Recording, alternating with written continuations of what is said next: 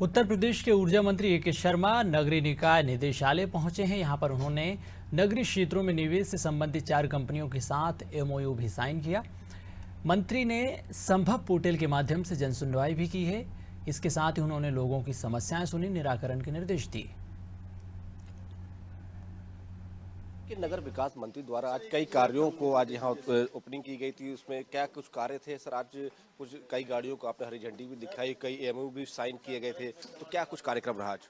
आज उत्तर प्रदेश के नगरों को वैश्विक नगर बनाने का, ग्लोबल सिटी बनाने का जी सिटी नाम का हमने एक अभियान, अगर आपको याद हो तो हमने जनवरी की शुरुआत में लॉन्च किया था।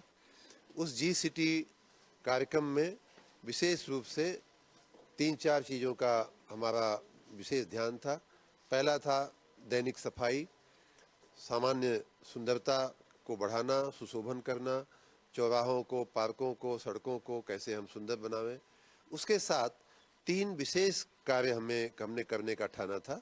एक था स्वच्छ ढाबा, दूसरा था स्वच्छ विरासत, तो ढाबों पे हमने काम किया, उनको साफ सुफ करने कराने का। उसी प्रकार हमारी जो ऐतिहासिक और पौराणिक जो हमारी जगहें हैं उन्हें साफ करने का हमने प्रयास किया।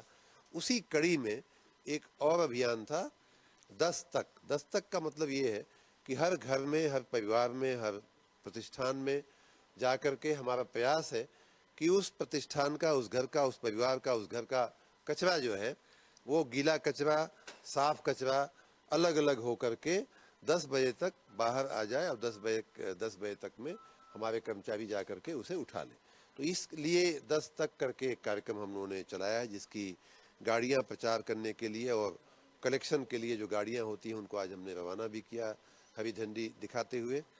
हमारा प्रयास है कि कूड़े कचरे के व्यवस्थापन से लेकर के नगर के सुशोभन, नगर के सुंदरीकरण, नगर की जो आबो हवा है ठीक करने तक की जो व्यवस्थाएं हैं वो वैश्विक कक्षा की बने।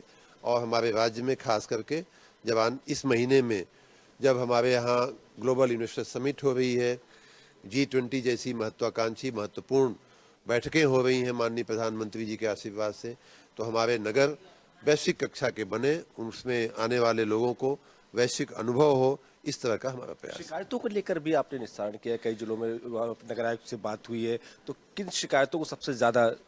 आपको याद होगा कि कई महीने पहले से हमने संभव नाम की एक टेक्नोलॉजी आधारित एक व्यवस्था के तहत हम लोगों की शिकायतों का निस्तारण करते हैं।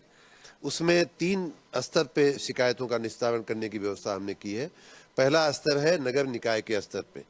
वो भी आज हमने बात किया, सुनिश्चित किया कि सभी हमारे नगर के अधिकारी जो हैं वो अपने अपने निकायों में रोज हर सोमवार को, रोज करें तो अच्छी बात है, लेकिन मिनिमम हर सोमवार को 10 बजे अपने अपने नगर निकाय में वो सुनवाई करेंगे, जन सुनवाई।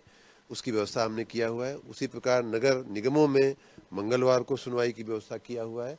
और महीने के एक बुधवार मैं स्वयं उनमें से जो बची हुई शिकायतें हैं उनको सुनने का हमने बीड़ा उठाया हुआ है कि जो नीचे निस्तारित नहीं होती हैं उनको हम संज्ञान में लेकर के हम निस्तारित करेंगे। तो उसी कड़ी में आज बुधवार का दिन था, तो आज हमारे स्तर पे शिकायतें सुनी गई।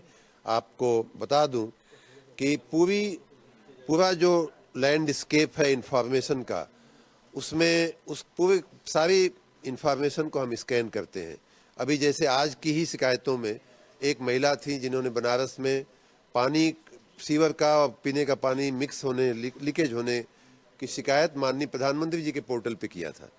और उसका हम स्कैन करते हैं कि माननीय प्रधानमंत्री जी के पोर्टल पे उत्तर प्रदेश के नगरों से लगी हुई क्या क्या शिकायतें आई हैं, उसमें से हमने उठा करके उसको सॉल्व किया। इसी प्रकार न्यूज़पेपर से मिली हुई शिकायतें, ट्विटर, फेसबुक के माध्यम से मिली हुई शिकायतें, कई लोग व्यक्तिगत आकर के हमारे पास शिकायतें कर जाते हैं। हम कहीं दौरे में जाते हैं तो वहाँ लोग मिलते हैं, अपने कागज़ देते हैं, शिकायतें देते हैं। तो इन सारी शिकायतों को ध्यान में रखते हुए उसमें जो भी हमारे स्तर पर लेने लायक होती हैं उनको हम लेते हैं और उसके बड़े अच्छे परिणाम आ रहे हैं। शुक्रिया आपसे बात करने के लिए।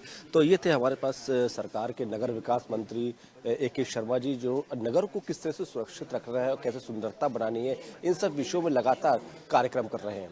वीडियो जर्नलिस्ट रश्मि के साथ देवेंद्र प्रताप सिंह, अनादि टीवी, लखनऊ।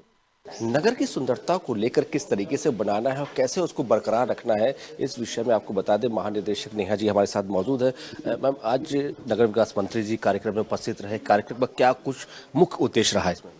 देखिए, आज जो कार्यक्रम हुआ है वो डोर टू डोर कैंपेन के लिए एक दस्तक अभियान का शुरुआत 1 फरवरी से 31 मार्च ये पूरा कार्यक्रम सभी निकायों में चलाया जाना है। और डोर टू डोर कलेक्शन हमारा सुदृढ़ हो, सोर्स सेग्रीगेशन हो वेस्ट का, ये इंश्योर कराना इसका उद्देश्य है। और ये 3 चरणों में चलाया जाएगा। पहले प्रार्थना की प्रे किया जाए, लोगों से, हर घर में लोगों को इस बात की समझ विकसित की जाए, उसके बाद उनसे सहमति प्राप्त की जाए, परसुएड मोड में जाएं।